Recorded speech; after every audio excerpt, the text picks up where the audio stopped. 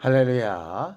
한몸 되게 하신 주님 앞에 또 함께하는 교회를 위하여 함께 기도하면서 목요 예배 시작하겠습니다. 기도하시겠습니다. 하나님 아버지, 오늘도 우리가 하나님의 말씀 앞에 섰습니다.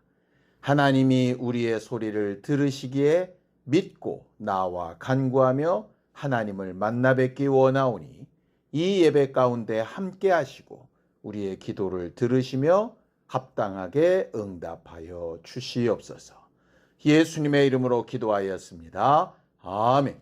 하늘에 계신 우리 아버지여, 이름이 거룩히 여김을 받으시오며 나라의 임하옵시며 뜻이 하늘에서 이룬 것 같이 땅에서도 이루어지이다.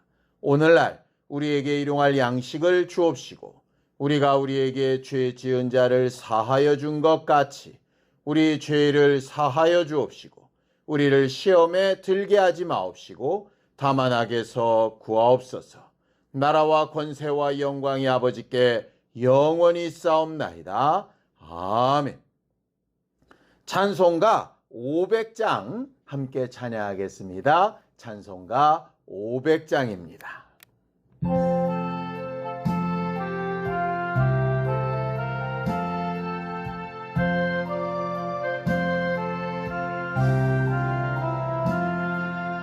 물 위에 생명줄 던지어라. 누가 저 형제를 구원하랴. 우리의 가까운 형제이니 이 생명줄 그 누가 던지려나. 생명줄 던져 생명줄 던져 물속에 빠져간다. 생명줄 던져 생명줄 던져 지금 곧 던지어라. 너 빨리 생명줄 던지어라. 형제여 너 어찌 지체하랴. 보아라 저 형제 빠져간다. 이구조선 타고서 속히 가라. 생명줄 던져 생명줄 던져 물속에 빠져간다. 생명줄 던져 생명줄 던져 지금 곧 던지어라. 넣어서 생명줄 던지어라. 저 형제 지쳐서 덕인다. 시험과 근심에 거센 풍파 저 형제를 휩쓸어 몰아간다. 생명줄 던져 생명줄 던져 물속에 빠져간다. 생명줄 던져 생명줄 던져 지금 곧 던지어라. 위험한 풍파가 곧 지나고 건너편 언덕에 이르리니 형제여 너 어찌 지체하나. 곧 생명줄 던져서 구원하라. 생명줄 던져 생명줄 던져 물속에 빠져간다. 생명줄 던져 생명줄 던져 지금 곧 던지어라.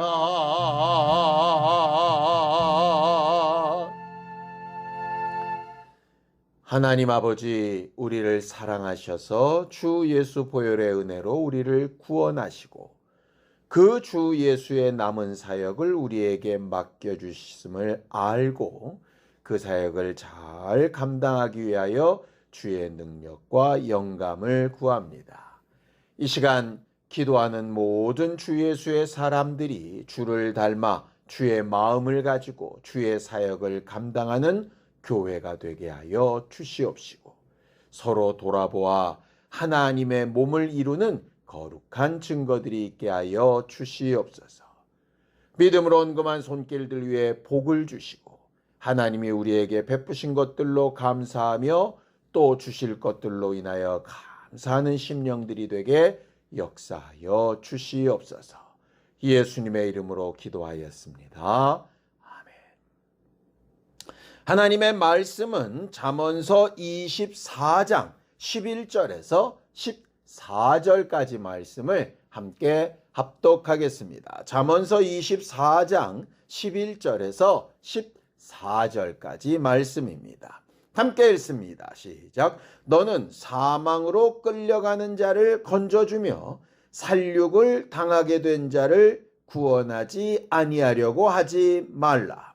내가 말하기를 나는 그것을 알지 못하였노라 할지라도 마음을 저울질하시는 이가 어찌 통찰하지 못하시겠으며 내 영혼을 지키시는 이가 어찌 알지 못하시겠느냐.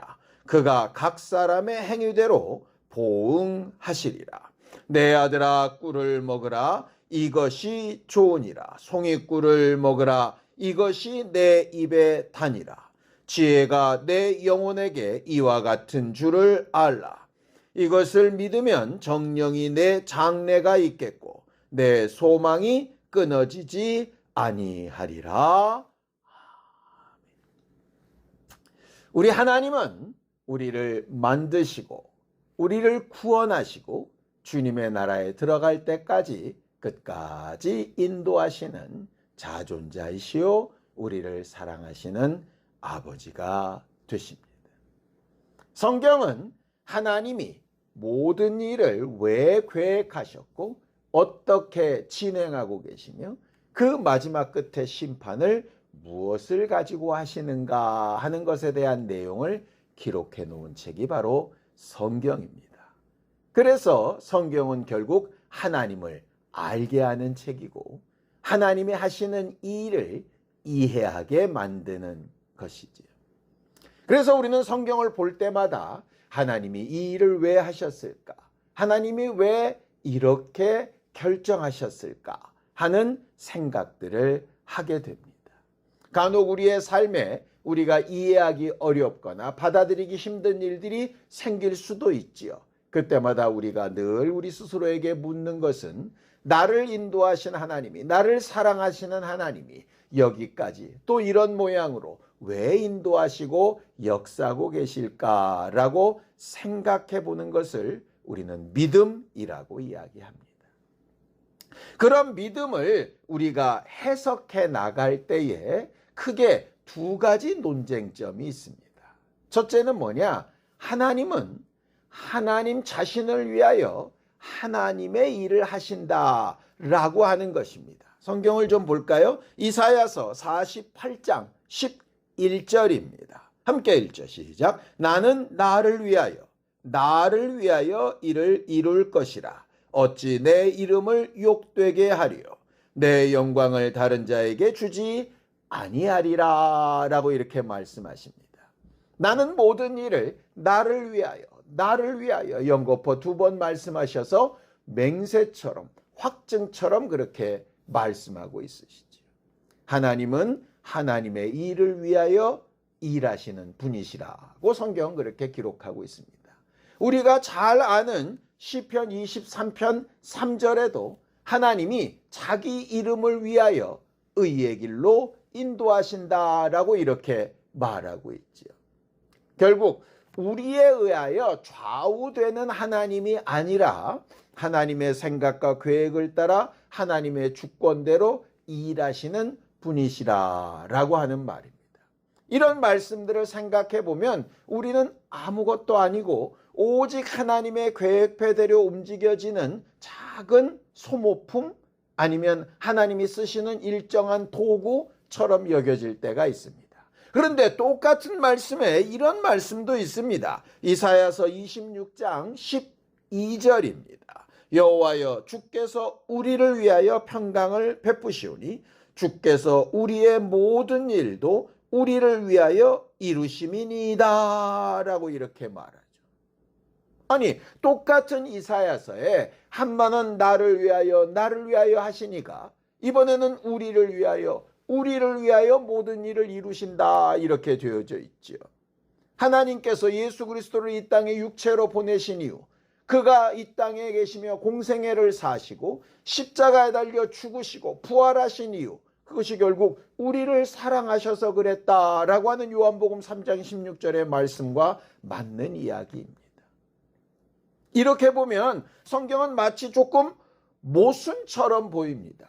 도대체 하나님은 하나님을 위하여 일하시는 분인가? 아니면 우리를 위하여 일하시는 분인가? 보통 신본주의다 이런 사람들이 하나님은 하나님의 일을 하셔 그러니 우리의 사정과 상관없어 이렇게 주장하기도 하고 어떤 사람들은 복음, 구원에 초점을 맞춰서 하나님은 우리를 위하여 일하셔 이렇게 주장하기도 합니다. 때로 그런 것들이 인본주의라고 손가락질을 당하기도 하지. 그런데 자꾸 우리는 이런 논쟁을 하면서 둘 중에 어느 것이 맞느냐라고 이렇게 말을 하는데 실상 하나님의 말씀에 기록된 내용에 보면 그런 논쟁은 매우 무의미합니다. 왜냐? 하나님은 하나님 자신을 위하여서도 일하시고 또 우리를 위하여도 일하시는 분이시기 때문입니다. 마치 예수께서 이 땅에 오셔서 공생애를 지내시고 죽고 부활하실 때에 단순히 우리만을 위하여 죽고 부활하신 것이 아니라 아버지의 말씀에 끝까지 순종하심으로 하늘의 후사가 되고 보좌에 오르시는 영광의 면류관을 쓰시는 그런 하나님의 아들로서의 역할로도 오셨거든요.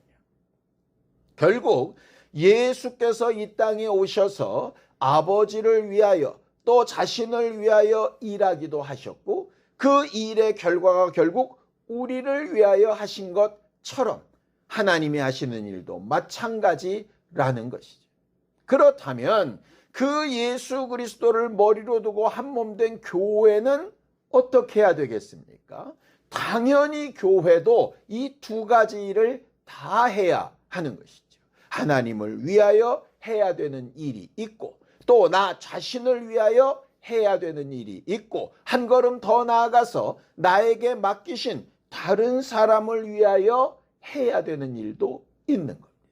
이전에게 우리는 하나님 앞에 기도하러 모였는데 우리는 대부분 기도할 때 뭘 기도합니까? 하나님의 영광을 위하여 기도하고 내 문제를 위하여 기도합니다. 성경에도 그렇게 나와 있죠. 유다서 1장 20절에서 21절입니다.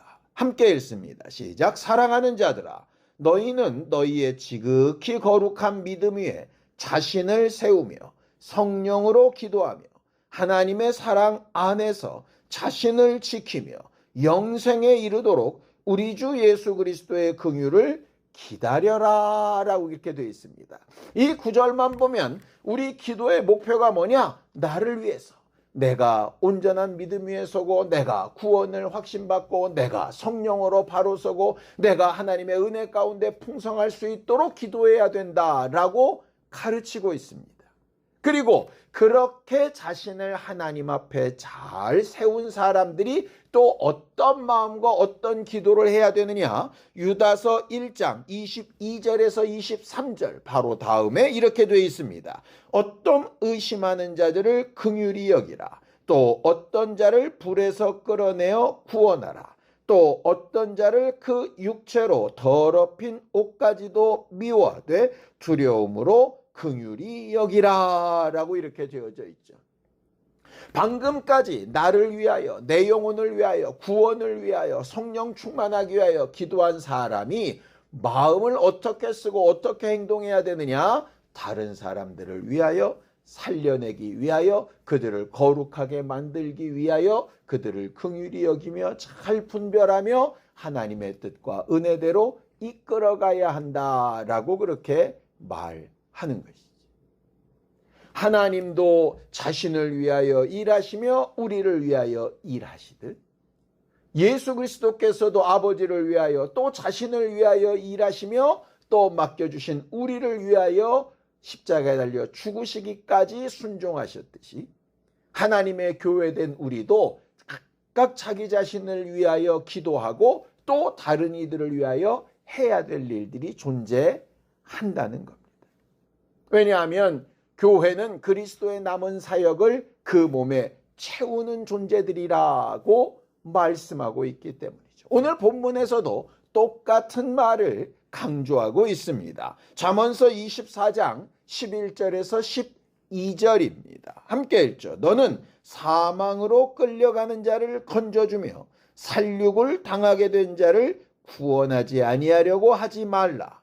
내가 말하기를 나는 그것을 알지 못하였노라 할지라도 마음을 저울질 하시는 이가 어찌 통찰하지 못하시겠으며 내 영혼을 지키시는 이가 어찌 알지 못하시겠느냐. 그가 각 사람의 행위대로 보응하시리라 라고 그렇게 말씀하시죠.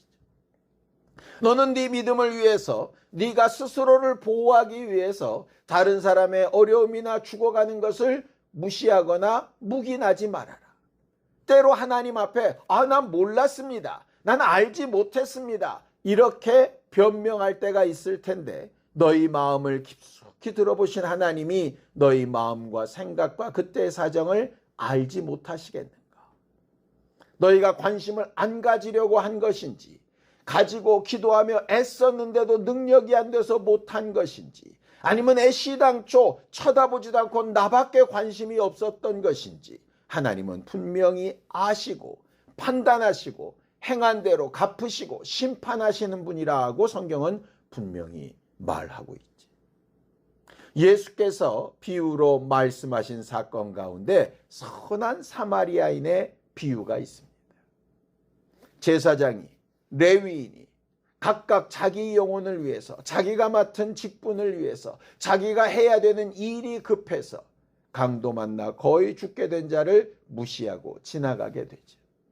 하나님께서 그들을 올바른 이웃이 아니라고 말씀하셨고 자기 일을 멈춰 세우고 비록 사람들에게 손가락질을 받는 존재였을지라도 그 불쌍한 이를 살리기 위해서 자기 가진 모든 것을 다 사용하여 최선을 다하여 애쓴 이를 향하여 좋은 이웃이라 이렇게 말씀하셨던 것을 기억하시죠?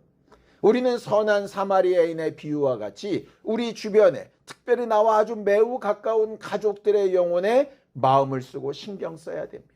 물론 신경 안 쓰지는 않습니다. 기도해야 되는데 구원 받아야 되는데 예수 믿어야 되는데 생각만 하고 있는 것이 아니라 선한 사마리아인과 같이 움직이고 행동하고 물질을 쓰고 시간을 투여하고 내 있는 모든 생각과 내 계획을 좀 접어두기도 하고 하는 그런 노력과 수고가 필요하다라고 하는 것이죠.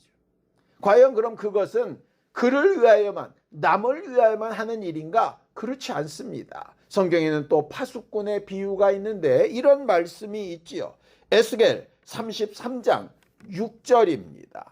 그러나 칼이 임함을 파수꾼이 보고도 나팔을 불지 아니하며 백성에게 경고하지 아니하므로 그 중에 한 사람이 그 임하는 칼에 제거당하면 그는 자기 죄악으로 말미암아 제거되려니와 그 죄는 내가 파수꾼의 손에서 찾으리라고 이렇게 말씀하시죠. 파수꾼이 제대로 경고하고 소리를 내고 권면하고 하는 일을 했음에도 불구하고 그 날아오는 칼을 피하지 아니하다면 그 자신의 문제이지만 파수꾼이 제대로 된 경고나 권면을 하지 않은 상태에서 그렇게 된다면 그는 그의 죄로 망하겠지만 파수꾼은 파수꾼으로서의 역할을 하지 않은 책임을 당연히 물어야 한다 이렇게 말씀하고 있습니다. 그렇다면 무슨 말입니까? 다른 영혼들, 죽어가는 사람들, 믿지 아니하는 이들, 자기가 죄 가운데 어떻게 살고 있는지 알지도 못하는 이들에게 권면하고 가르치는 것은 결국 선한 사마리아인과 같이 그를 위하여 하는 수고이기도 하지만 동시에 자기 영혼을 위하여 하는 수고이기도 하다는 거죠. 결국 예수께서 십자가를 지시고 죽기까지 순종하셨던 것이 자기 자신과 하나님의 이름의 영광을 위하여 하는 일도 됐지만 우리를 위한 구원의 도구도 되었던 것처럼 우리가 다른 이들을 향하여 기도하고 그들을 긍휼히 여기고 그들을 구원하기 위하여 애쓰는 것은 그들을 위한 일이기도 하지만 결국은 자기 자신을 위한 일이기도 하는 것이죠. 그것을 오늘 본문에서는 꿀을 먹으라 하는 말처럼 송이꿀을 먹으라 하는 것처럼 그 지혜가 너에게 유익하게 되는 일이다 하는 것처럼 그 일을 깨달으라 라고 하는 것입니다. 많은 경우 내 영혼, 내 구원, 정말 내가 살아가는 신앙생활을 지키기 위해서 남들이 어떻게 되든지 정말 돌아볼 힘도 없이 자기 영혼만 이렇게 하는 것을 신앙생활을 대단히 잘하는 것이라고 생각하기 쉬운데 성경은 그렇게 말하고 있지 않습니다. 정말 자기 영혼을 위한다면 다른 사람의 영혼에 신경을 써야 하고 다른 사람을 위하여 행하는 모든 일은 결국은 또 자기 자신을 위한 일이 되기도 하기 때문입니다.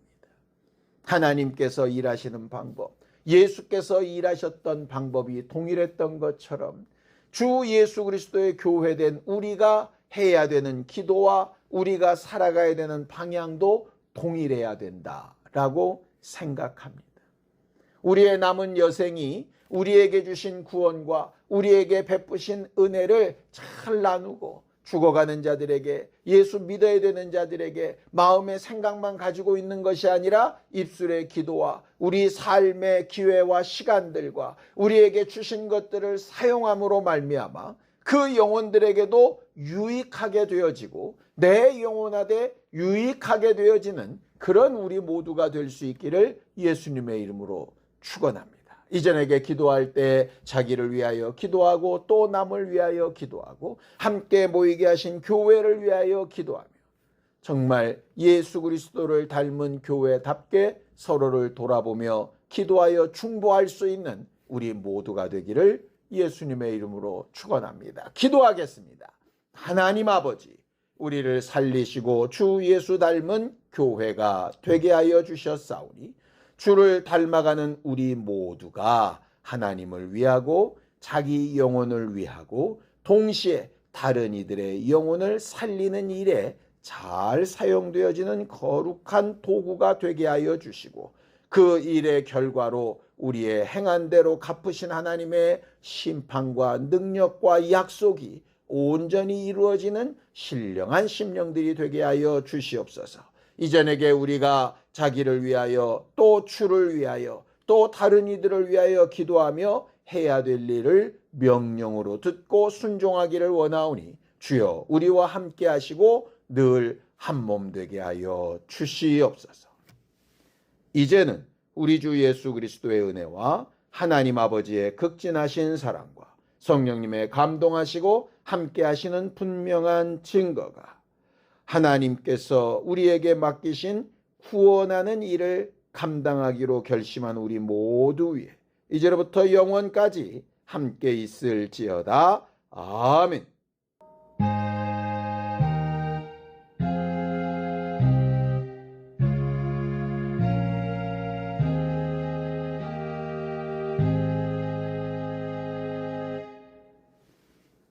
나를 통하여 구원하는 일이 계속 이루어질 수 있도록 함께 기도하시겠습니다.